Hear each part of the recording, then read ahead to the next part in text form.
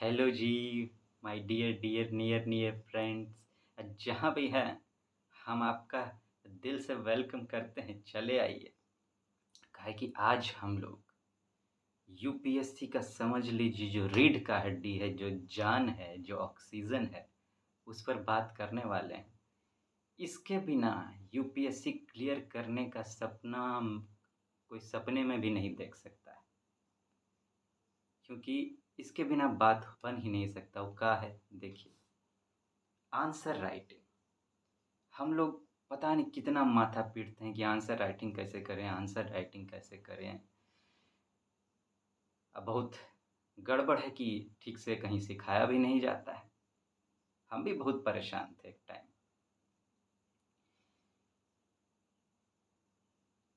आप जानते हैं कि जो सिलेक्शन है इसमें यूपीएससी सिविल सर्विस में, ये पूरा का पूरा जो इसका मेरिट लिस्ट है वो डिसाइड होता है यूपीएससी मेंस के आधार पर।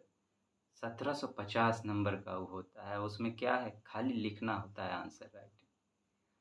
अगर आपको पहले तो यूपीएससी के हिसाब से ऊपर उससे भी उसमें भी अच्छा आंसर, यूपीएससी के हिसाब से आंसर, वो भी अच्छा आंसर लिखना नहीं आया, तो इस एग्ज़ाम में आपका पत्ता साफ हो जाएगा। हम ऐसा काहे कर रहे हैं, पहले तो यूपीएससी के हिसाब से काहे कि हम लोग कॉलेज और स्कूल इस सब में भी आंसर लिखते आए हैं। उस आंसर से तो यहाँ काम नहीं बनेगा ना।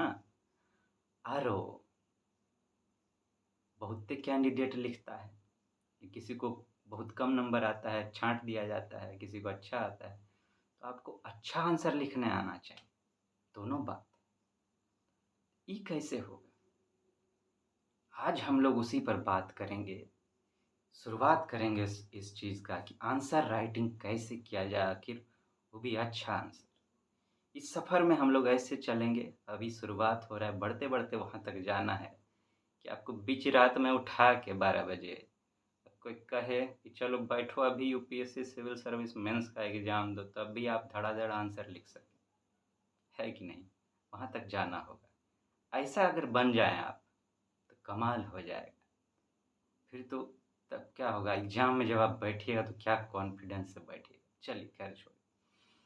आप जानते हैं अभी यूपीएससी मेंस का एग्ज़ाम हो गया 2023 का, ठीक है? आज हम सोचे कि उसी का एक क्वेश्चन पकड़ के बात किया जाए। अभी शुरुआत से ही बात किया जाए, धीरे-धीरे एक-एक करके आगे और बात करेंगे। तो जीएस पेपर 1 का जो पहला ही क्वेश्चन है, वही हम चुने हैं आपके लिए। बात कुछ अलग ढंग से करेंगे। सही आंसर क्या होता है, इसको पकड़ने के लिए बहुत ज़रूरी है कि आपके सामने एक गलत आंसर भी पेश किया जाए। अब 2 आंसर आपके सामने होगा, तभी ना आप चुन पाइएगा कि सही आंसर क्या होना चाहिए। चिंता मत कीजिए, इतना कम से कम चुनने का क्षमता आप में है कि दोनों में से ज़्यादा अच्छा कौन है। भले यूपीएससी के माइंड के हिसाब से आप मार्किंग ना कर सकें सही-सही, लेकिन इतना तो आप चुन लेंगे कि ये अच्छा है कि ये अच्छा है। काहे कि आप हमेशा से चुनते हैं, बताइए आप चुनते हैं कि नहीं, ये अच्छा है, यूँ अच्छा है, हर चीज़ में चुनते हैं। यहाँ भी आप चुन लेंगे, चिंता मत कीजिए। बाद में हम आपको ये चीज़ बताएँगे कैसे अपना ही आंसर चेक कर किया जाता है। खैर, तो एक हम आंसर, पहले तो नेट पर गए हम, इंटरनेट पर, और वहाँ ढूँढे टॉप इंस्टीट्यूट जो इंडिया में है, एकदम टॉप इंस्टीट्यूट ऊपर का 3-4, उसका आंसर सब निकाले और पढ़े। उसमें से भी जो सबसे टॉप इंस्टीट्यूट सब मानते हैं, समझ लीजिए ऊपर में 3-4 है, उसमें से एक ठो का हम एक आंसर लिखे। अब तीनों 4 लिखते तो बहुत बड़ा हो जाता। एक आंसर हम लिखे वहाँ से, और फिर एक आंसर हम खुद तैयार किए आपके लिए। हम पहले, अब हम वो इंस्टीट्यूट का नाम नहीं लेंगे कि काहे कि हम किसी का बदनामी नहीं करना चाहते हैं, काहे कि बहुत आदमी वहाँ काम कर रहा है, हम किसी के पेट पे लात भी नहीं मारना चाहते। हाँ, लेकिन आपके ये पूरा ज़िंदगी का सवाल है, उससे बढ़ के भी मेरे लिए कुछ नहीं। हम आपको आंसर दिखाएँगे।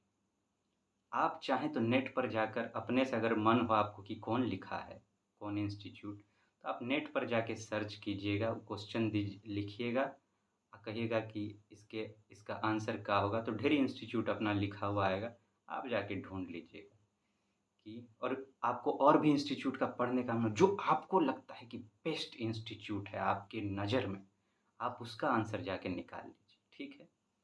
निकालिएगा, पढ़िएगा, फिर हम जो आंसर देंगे आपको, हम जो खुद लिखे हैं, वो भी आप पढ़िएगा और आप खुद ही फैसला कीजिएगा कि क्या सही है, क्या गलत है, ठीक है? चलिए शुरुआत करते हैं। सबसे पहले हम वो क्वेश्चन लिख देते हैं यहाँ पर, जो क्वेश्चन यूपीएससी मेंस 2023 के जीएस 1 में पूछा गया था, पहला ही क्वेश्चन, ठीक? क्वेश्चन है,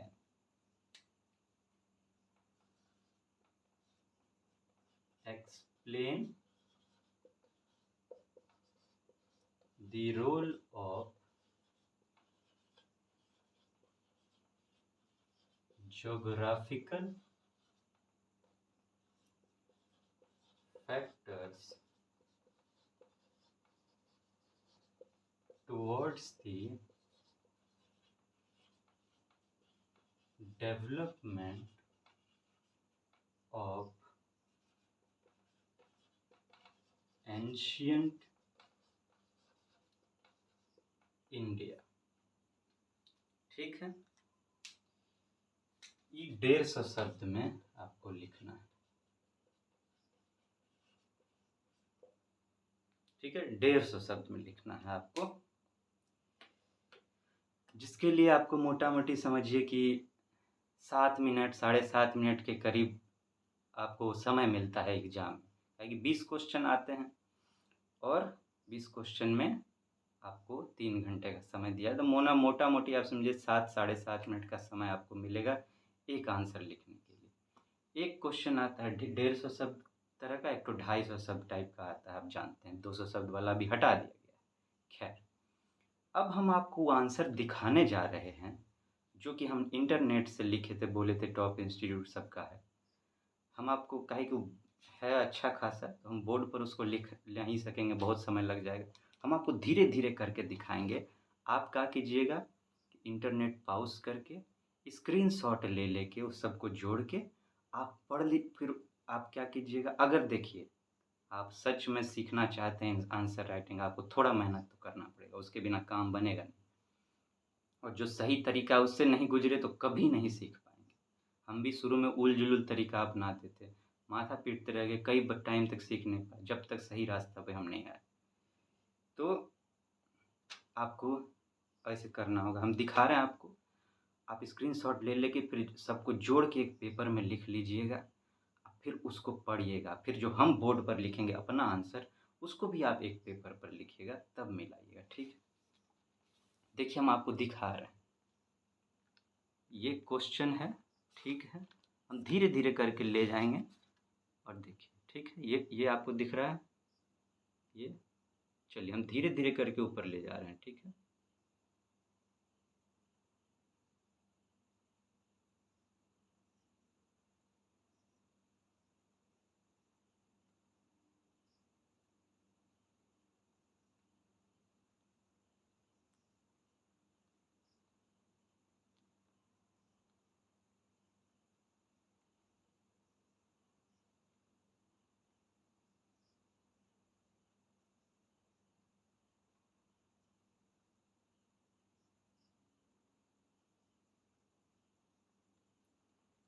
अभी ख़त्म नहीं हुआ है,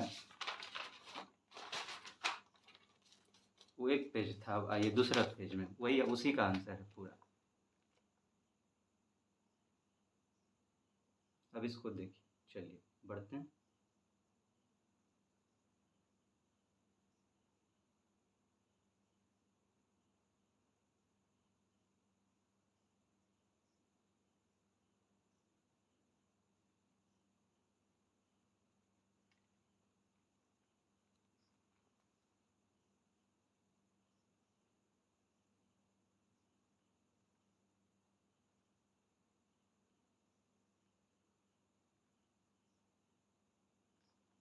ठीक है, अभी और बाकी,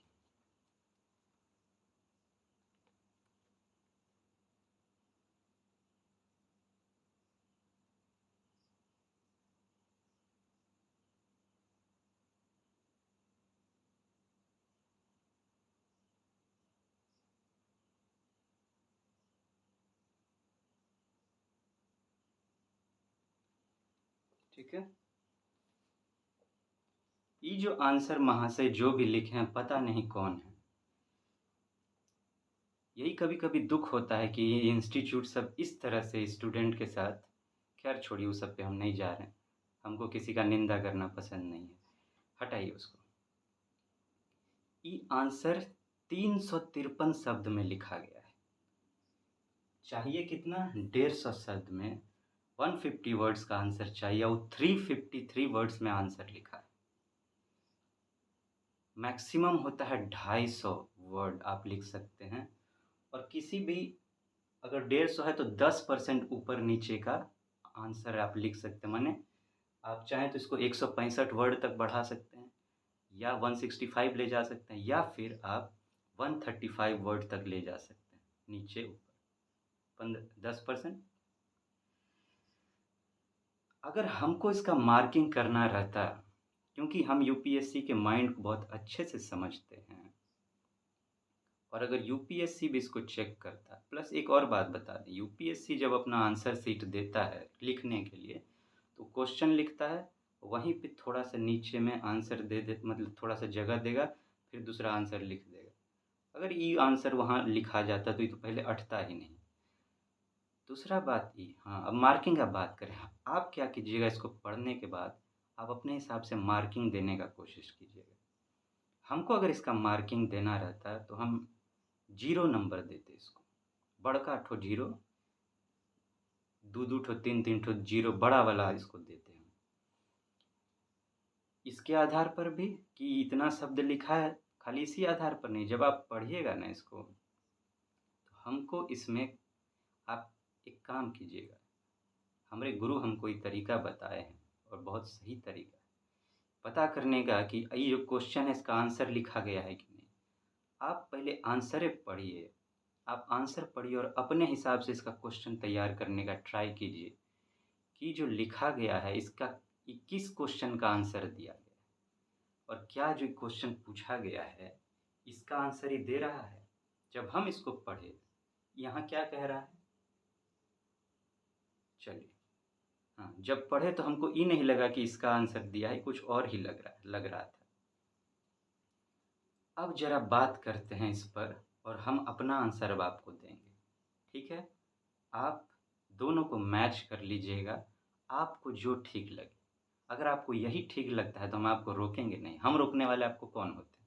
हम तो बस आपका मदद करने की कोशिश कर रहे हैं, लेना ना लेना वो आपके हाथ में है। आपको किस रास्ते पर जाना है पूरा अधिकार आपका है, हमारी तरफ से कोई प्रेशर नहीं है, ठीक है। अब आइए जरा बात करते हैं कि हम आंसर राइटिंग पे बहुत डिटेल में बाद में आएंगे, एक एक तरीका, एक एक प्रोसेस, जमीन से लेके ऊपर तक एकदम, ठीक है। अभी लेकिन इसके माध्यम से बात कर लेते हैं, आप एक सैंपल देखिए, ठीक है। क्या कह रहा है, एक्सप्लेन, एक्सप्लेन, ये सब वर्ड का बड़ा महत्व होता है आंसर राइटिंग में। एक्सप्लेन पूछेगा, डिस्क्राइब पूछेगा, एनालाइज पूछेगा, एग्जामिन पूछेगा, कमेंट पूछेगा, क्रिटिकली एनालाइज पूछेगा, अलग अलग तरह का पूछता है। हम लोग पहले तो इसी पर ध्यान नहीं देते, इसको इग्नोर कर देते हैं। इस शब्द के आधार पर पता चलता है कि किस तरह से आपको आंसर लिखना है। अगर आपसे कहा जाए कि ये टॉपिक है, इस पर कमेंट कीजिए, और अगर आपसे कहा जाए कि टॉपिक है इसके बारे में एक्सप्लेन कीजिए, या ई टॉपिक है इसके बारे में बहस कीजिए, आर्ग्यूमेंट कीजिए, तो क्या सब इक्के जैसा होगा? दाल भात चटनी का कौर, सब इक्के जैसा आप सान देंगे पकड़ के, एक ही तरह से लिखेंगे सबको? बोलने का शैली सबका अलग अलग होगा, या लिखने का शैली, वही बात होता है। पहले तो आपको शब्द जानना बहुत ज़रूरी कि इसका क्या मतलब है, तभी तो आंसर फ्रेम होगा। चलिए, explain the role of geographical factors towards the development of ancient India। Ancient India के डेवलपमेंट में ज्योग्राफिकल फैक्टर्स के रोल के बारे में पूछ रहा है कि ज्योग्राफिकल फैक्टर्स कैसे मदद किया एंशियंट इंडिया के डेवलपमेंट में, ठीक है, एंशियंट इंडिया के डेवलपमेंट में कैसे ज्योग्राफिकल फैक्टर मदद किया, इसको एक्सप्लेन करना है, ठीक है, खाली बताना ही नहीं है, एक्सप्लेन करना है। ये आंसर जब हम पढ़े तो ये ऐसा आंसर देते हुए प्रतीत हुआ जैसे ये ज्योग्राफिकल फैक्टर्स का ही ज्ञान दे रहा। वो एंशियंट इंडिया का डेवलपमेंट कैसे किया ये तो हमको दिखाई ही नहीं दे रहा था। एकाध दो जगह कोई कोई नाम दे देता था, जैसे कि लगे कि हाँ आंसर लिख रहा हो। आप पढ़िएगा खुद समझ जाएगा, हम उस पर कुछ बोलने अभी नहीं, बस हम जो पढ़े अपना फीलिंग आपसे शेयर कर रहे हैं कि हमको जो लगा। सबसे पहले इसका आंसर देने के लिए आपको दो चीज़ का मालूम होना बहुत ज़रूरी है यहाँ पर। क्या? कि शब्द का क्या मतलब है, एक्सप्लेन। दूसरा, एंशियंट इंडिया का क्या मतलब होता है, एंशियंट इंडिया का क्या मतलब होता है। और उसके बाद उसके डेवलपमेंट में ज्योग्राफिकल फैक्टर कैसे मदद किया, उसका रोल बताना है आपको। हम पूरा तो नहीं क्योंकि बहुत बड़ा है, शुरू का जरा थोड़ा सा पढ़ना चाहेंगे इस आंसर को, ठीक है, ताकि जरा पता चले कुछ। सुनिए, ज्योग्राफिकल फीचर्स, वैसे हम तो चाहेंगे जब आप ये आगे देखें उससे पहले आप जो है ना, खैर आप जैसे मन हो वैसे देखिए, या तो आप पूरा देख के ही काम कीजिए जो हम बोले हैं, लिखने के बाद फिर पढ़िए, या पहले आप इसको पढ़ सकते हैं फिर आगे देख सकते हैं, जो जैसा आपका मर्जी हो। हम जरा पढ़ रहे, शुरुआत देखिए। ज्योग्राफिकल फीचर्स, ध्यान से सुनिएगा, geographical features played a pivotal role in shaping the development of ancient India. It profoundly impacted human economic and technological activities and trade interaction with distant regions from the Harappa to the Satavahanaj period. Geographical factors towards the development of ancient India, एक ठो factor में जो लिखा है वो हम पढ़ना चाहेंगे।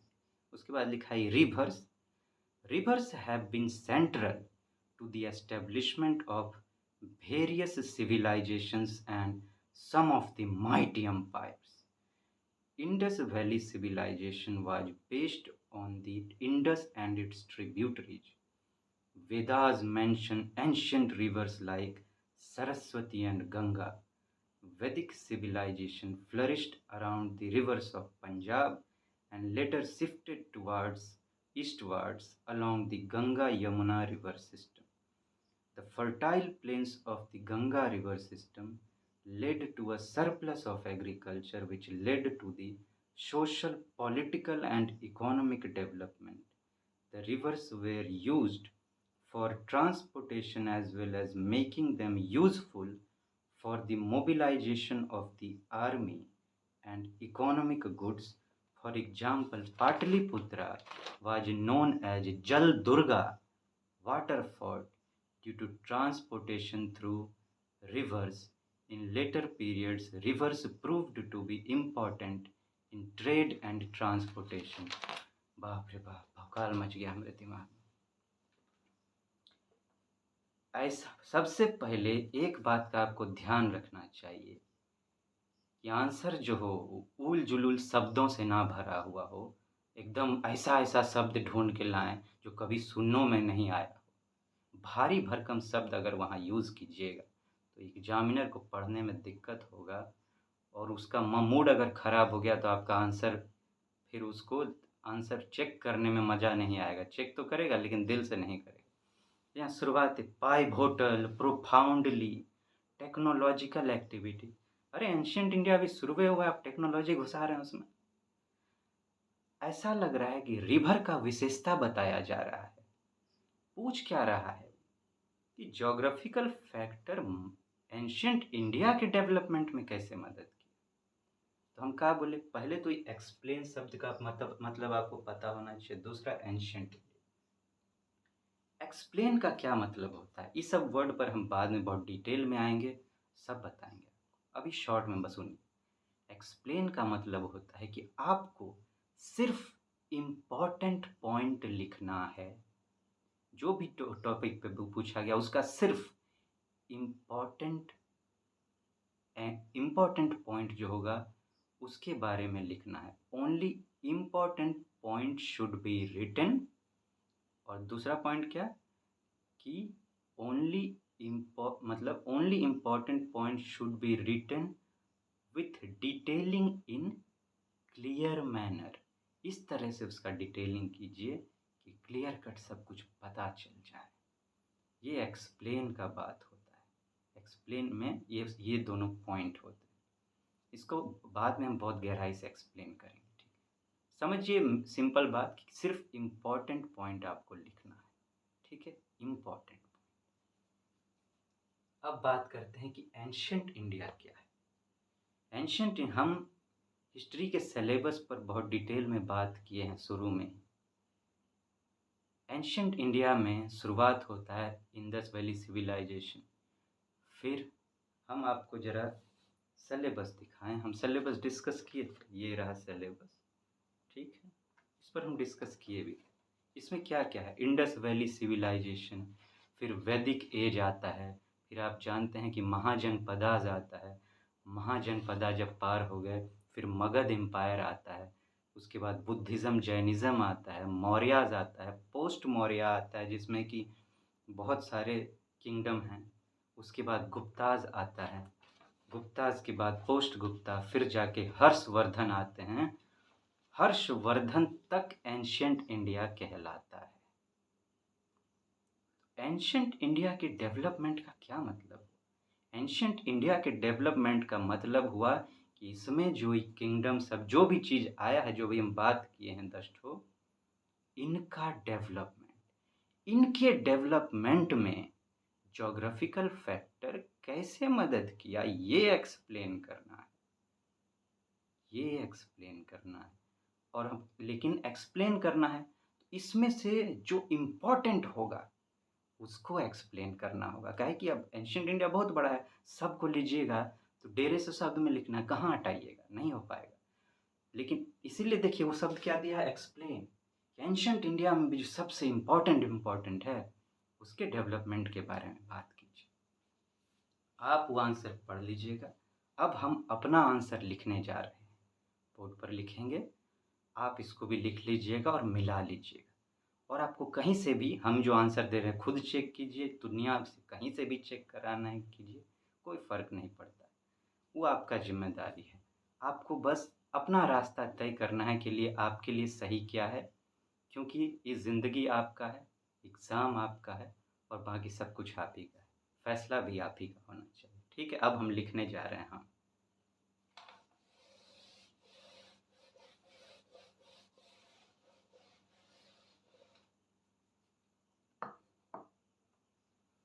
जब भी आप आंसर राइटिंग प्रैक्टिस करें तो आपके लिए ऐसा नोटबुक आपके पास होना चाहिए, या तो पेज में, क्योंकि देखिए इस पर प्रैक्टिस करेंगे तो इसी तरह के सीट में आपको वहाँ आंसर लिखना होगा एग्ज़ाम, तो शुरू से प्रैक्टिस रहेगा ना तो दिक्कत नहीं होगी।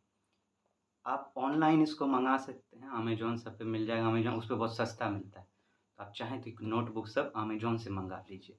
आंसर राइटिंग प्रैक्टिस बहुत ज़रूरी है, उसके बिना तो ये सफ़र पूरा नहीं होगा ना। कैसे होगा, हो ही नहीं सकता है।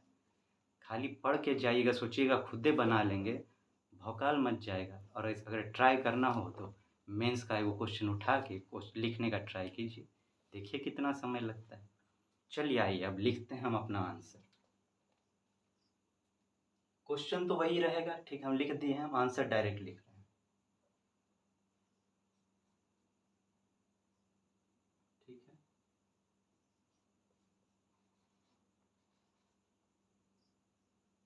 From beginning with the Indus Valley Civilisation IVC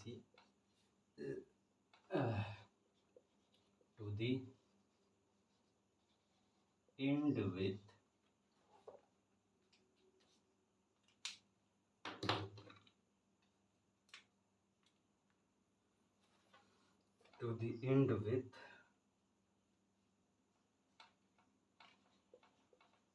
Harshvardhana,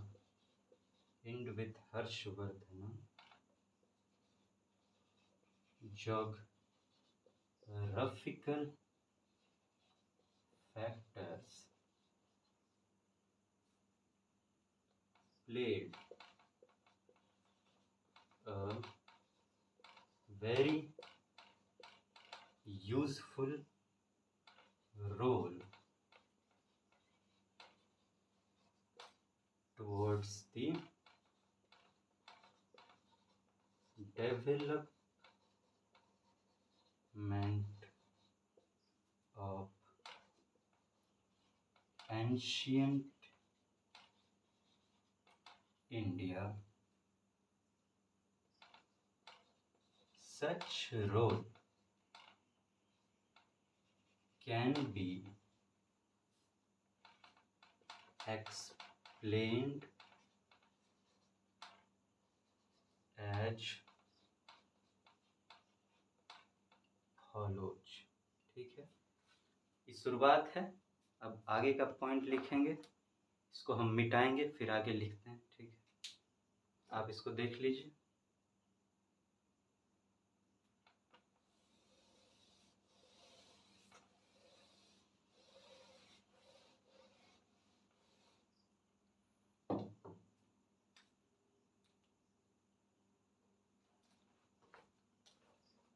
अब देखिए क्या कहते हैं, ओनली इम्पोर्टेंट पॉइंट में आपको आंसर देना है एक्सप्लेन के लिए। पहला पॉइंट, एग्जाम में 1-2 करके पॉइंट मत दीजिएगा, वो नियम नहीं होता है। इस तरह का कोई सिंबल आपके पास होना चाहिए, कोई भी टाइप। IVC people practiced,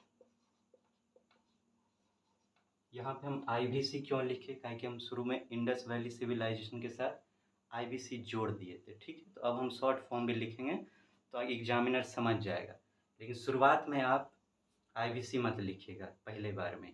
अगर कहीं पे आप शुरू में ही डिफाइन कर दिए हैं कि IVC का क्या मतलब है, तब लिखिए। चलिए, IVC people practiced trading and agriculture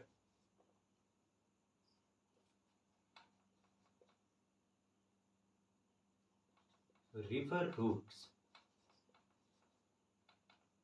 and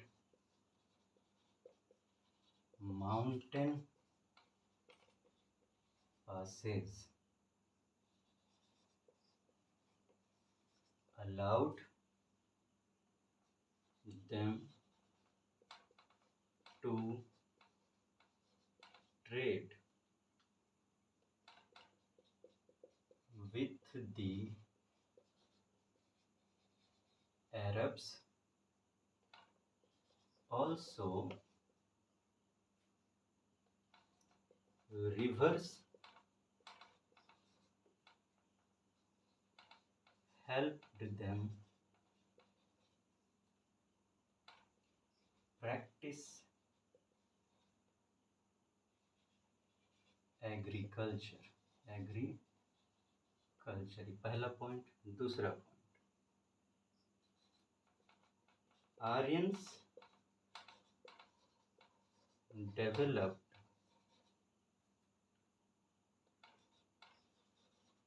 Vedic literature,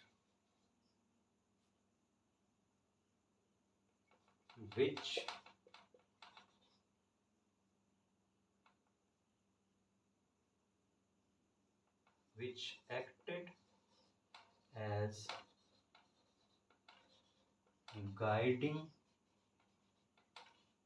principles of mankind development.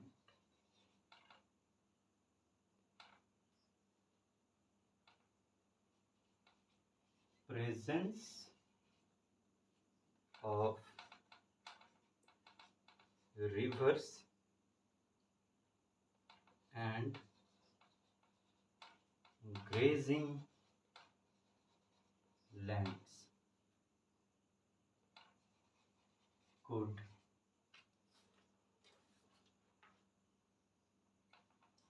attract Aryans towards India. ये 2 पॉइंट अभी और है, आप इसको देख लीजिए। अब हम इसको मिटा रहे हैं।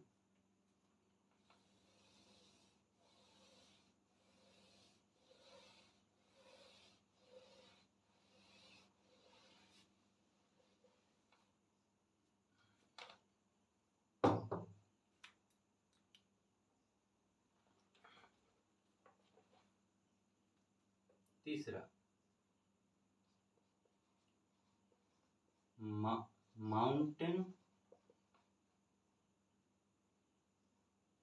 mountain caves and forests provided places and resources to develop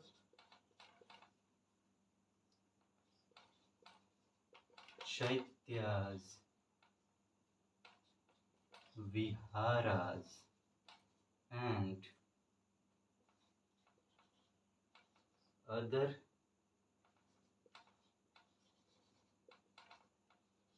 dwellings wherein Buddhism and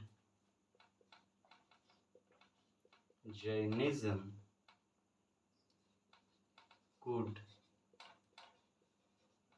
shape them and promoted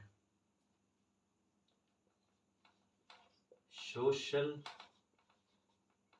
development.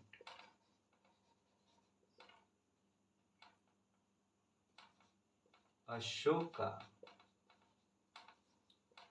established relations with Sri Lanka using sea routes.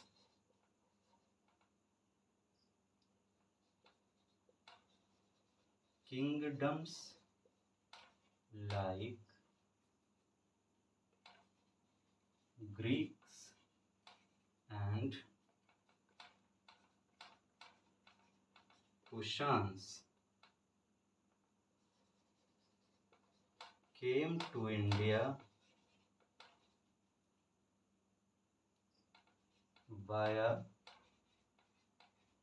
mountain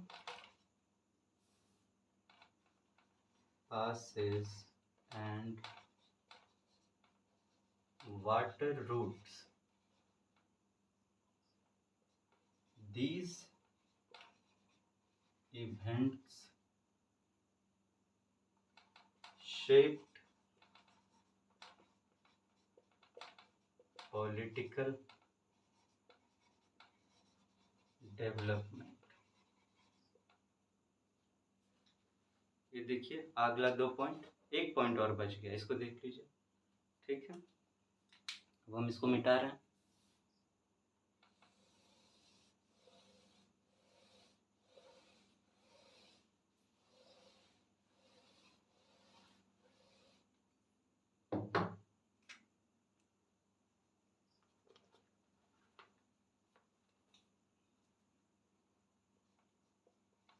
Safahian during Guptas and Huan Shang during Harshvardhana period came to India from China via mountains and water routes. These promoted cultural exchanges and cultural development. ये था मेरा आखिरी point आपके लिए। ये जो पूरा answer है ये करीब 150 शब्द के आसपास आपको मिलेगा। ठीक है, आप लिख लीजिएगा। देखिए दोनों, उसको भी लिखिएगा तभी आप सही आंसर का जांच कर पाएंगे। उसको भी लिखिएगा, इसको भी लिखिएगा, आप आराम से अपना फैसला फिर कर लीजिएगा। ठीक है ना? ठीक है, अब हम आपसे लेते हैं विदाई, टाटा गुड बाय कर रहे हैं। हंसते मुस्कुराते रहिएगा हमेशा।